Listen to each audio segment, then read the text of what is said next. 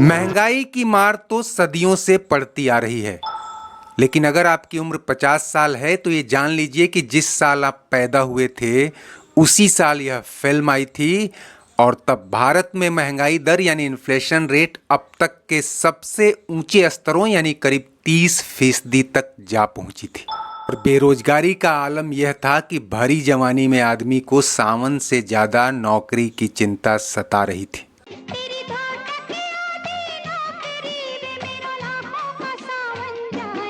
30% की महंगाई क्या होती है, इसका अंदाजा इस बात से लगाइए कि 5-7% महंगाई दर से हम सबके पसीने छूटने लगते हैं।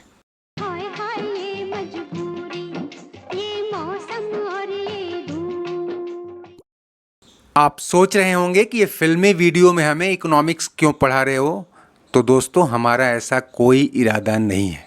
बात फिल्मी है और ये वीडियो इस फिल्म के बारे में ही है। आज से 50 साल पहले 18 अक्टूबर 1974 को जब ये फिल्म रिलीज हुई थी तब सिनेमा टिकट का औसत मूल्य 1 रुपये 60 पैसे था। कितने टिकट बिके होंगे इसका अंदाजा इस बात से लगाइए कि फिल्म ने बॉक्स ऑफिस पर 5 करोड़ 25 लाख और वर्ल्ड वाइड करीब 8 करोड़ रुपए कमाए थे और उस साल की टॉप ग्रॉसर फिल्म थी। दूसरी तरफ इस फिल्म के साथ ही यानी 18 अक्टूबर 1974 को ही एक और फिल्म आई थी बेनाम। यह क्राइम थ्रिलर फिल्म फ्लॉप तो नहीं पर बिलो एवरेज ही रही, लेकिन इन दोनों ही फिल्मों में कॉमन था एक चेहरा। पहली फिल्म के पोस्टर पर वह पीछे बैकग्राउंड में कहीं छोटा सा नजर आ रहा था, जबकि दूसरे पोस्टर पर वह बतौर लीड हीरो बड़ा चेहरा था। उस साल जनता का मूड कुछ ऐसा था कि सबसे सफल टॉप 20 फिल्मों में गरीबी, महंगाई, बेरोजगारी और आम आदमी का आक्रोश खूब भुनाया गया था। एक हफ्ते पहले ही रिलीज हुई राजेश खन्ना की फिल्म रोटी के टाइटल पर ही बुकिंग विंडो टूट गए थे और फिल्म सुपरहिट रही। क्रिटिक्स की माने तो बेनाम वालों ने भी स्टोरी में एक आध गाना रोटी रोजगार पर डाल दिया होता तो ये फिल्म भी हिट हो जाती। बहरहाल हम उस फिल्म की बात करते हैं जो हिट और सुपरहिट ही नहीं, उस साल की सबसे बड़ी ब्लॉकबस्टर थी। मनोज कुमार ने जब इस फिल्म में अमिताभ को लेने का फैसला किया तब तक जंजीर रिलीज नहीं हुई थी और मनोज कुमार की माने तो उन्होंने एक इंटरव्यू में कहा था कि जब मैंने अमिताभ को इस फिल्म में लेने का फैसला किया तब तक वह दर्जन भर फिल्मों की असफलता के बाद टूट चुके थे और मुंबई छोड़कर घर लौटने की तैयारी में थे। हालांकि मनोज कुमार ने जो चीज नहीं बताई वो ये कि अमिताभ जब साल 1968-69 में फिल्मों में काम के लिए चप्पल घिस रहे थे तब उन्होंने मनोज कुमार के फिल्म साजन में काम के लिए ऑडिशन दिया था, लेकिन रिजेक्ट हो गए। फिर उन्हीं की फिल्म पूरब पश्चिम, यादगार और पहचान के लिए भी ऑडिशन दिया था। काम तो नहीं मिला पर मनोज कुमार ने भरोसा दिया कि तुम्हें आगे किसी फिल्म में जरूर रोल दूंगा। पर दोस्तों दुनिया किसी एक के भरोसे बैठने का नाम नहीं है। धरती सूरज के भरोसे बैठी रहती तो आधी दुनिया में अंधेरा ही रहता। हमें हर हाल में चलते रहना होता है। अमिताभ पर दूसरों ने भरोसा दिखाया और रोटी कपड़ा और मकान रिलीज होते होते उनके सिर से फ्लॉप हीरो का टैग हट चुका था। जंजीर सुपरहिट हो चुकी थी और दीवार व शोले जैसी ऐतिहासिक फिल्में हाथ लग चुकी थी। हालांकि रोटी कपड़ा और मकान के ब्लॉकबस्टर होने के बाद भी यह मनोज कुमार और अमिताभ की आखिरी और एकमात्र फिल्म ही रही। इस बारे में तरह तरह की अटकलें लगाई जाती हैं। सच्चाई जो भी हो, अमिताभ की पत्नी जया बच्चन ने एक इंटरव्यू में मनोज कुमार की आलोचना की थी और कहा था कि उन्होंने अमिताभ को काफ़ी छोटा रोल दिया था। उन्होंने ये भी कहा था कि अमिताभ ने भले ही ये फिल्म बहुत पहले साइन की थी, लेकिन जितने समय में यह बनी तब तक अमिताभ खुद को स्थापित कर चुके थे और मनोज कुमार चाहते तो फिल्म में उन्हें उभार सकते थे। हालांकि बाद में मनोज कुमार ने जया की बात पर हैरानी और दुख जताया था।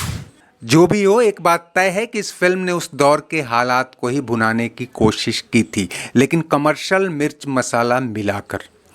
कहा यह भी गया कि सरकार इस महंगाई वाले गाने से नाराज हो गई थी, लेकिन फिल्मी जानकारों की माने तो उस दौर में सरकार को नाराज करके फिल्म बनाना तो दूर, कोई स्टेज पर गाना भी नहीं गा सकता था। असल में यह फिल्म जनता के आक्रोश और सरकारी प्रचार सामग्री का मिलाजुला रूप थी। बात महंगाई और बेरोजगारी की तो की गई, लेकिन उसका निशाना सरकार नहीं थी। बल्कि इसमें तो इस बात का प्रचार किया गया कि देखो सरकार जमाखोरी और मुनाफाखोरी के खिलाफ कितना प्रयास कर रही है। फिल्म में बाकायदा प्रधानमंत्री इंदिरा गांधी का स्पीच तक सुनाया गया है।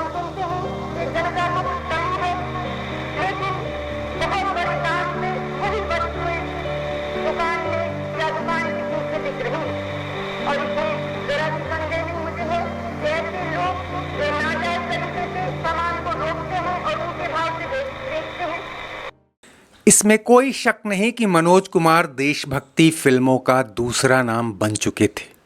लेकिन चाहे उपकार हो या पूरब पश्चिम, ये सभी फिल्में सरकारी प्रोत्साहन से ही बनी थी। रोटी कपड़ा और मकान का टाइटल छोड़ दें तो यह एक पूरी तरह पैकेज्ड मसाला फिल्म थी। लीड हीरो भारत यानी मनोज कुमार पर 2 भाइयों और एक बहन की जिम्मेदारी है। वह ग्रेजुएट है और स्किल के नाम पर सिर्फ गाना ही गा सकता है। नौकरी नहीं मिली, माली हालत खराब होती गई तो प्रेमिका भी हाथ से फिसल जाती है। ये कड़वा सच था और अभी तक हिंदी फिल्मों में कम ही देखने को मिलता। दूसरी तरफ दहेज के चलते बहन की शादी नहीं हो पाती है और भी चुनौतियां हैं। फिर हीरो घरेलू संघर्ष से बाहर निकलकर गुंडे मवाली, चोर उचक्के, जमाखोर, मुनाफाखोर और देशद्रोहियों से टकराता है। पूरी फिल्म में मनोज कुमार ही मनोज कुमार। शशि कपूर तो थोड़ा स्पेस पा भी जाते हैं, लेकिन अमिताभ सिर्फ फिलर रोल में ही नजर आते हैं। हाँ, इस स्टंट सीन में एक आध मिनट के लिए वह जरूर दर्शकों का ध्यान खींचते हैं, लेकिन असली सीन तो बाहर चल रहा था। इस फिल्म के रिलीज होने के 2 महीने बाद आई मजबूर, उसके अगले महीने यानी जनवरी 1975 में दीवार, और फिर चुपके चुपके से अमिताभ की हिट, सुपरहिट और ब्लॉकबस्टर फिल्मों का सिलसिला शुरू हुआ।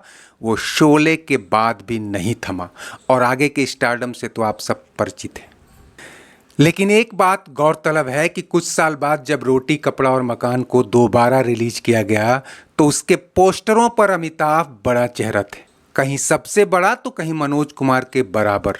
फिल्म वही थी जिसमें अमिताभ हीरो के दाएं बाएं गुम हो गए थे, लेकिन पोस्टर अब अमिताभ के नाम पर दर्शकों को आकर्षित कर रहे थे। खैर, रोटी कपड़ा और मकान की कामयाबी में जिस एक और चीज का सबसे बड़ा योगदान था वो था लक्ष्मीकांत प्यारेलाल का संगीत और संतोष आनंद और बर्मा मलिक के लिखे गीत। मैं ना भूलूंगा, लता मंगेशकर, मुकेश, महेंद्र कपूर और नरेंद्र चंचल की आवाज में ये गाने इतने पॉपुलर हुए कि आज 50 साल बाद भी लोगों के जहन में तैरते हैं।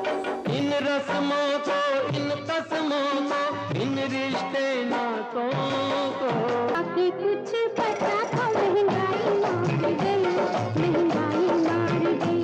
तेरी धड़कन की नौकरी रे मेरा लाखों का सावन जाए। दोस्तों, उम्मीद है आपको ये वीडियो पसंद आया होगा। चलते चलते इसे लाइक, शेयर और सब्सक्राइब कर लीजिए और कमेंट बॉक्स में अपनी राय जरूर दीजिए। शुक्रिया, नमस्ते, आभार।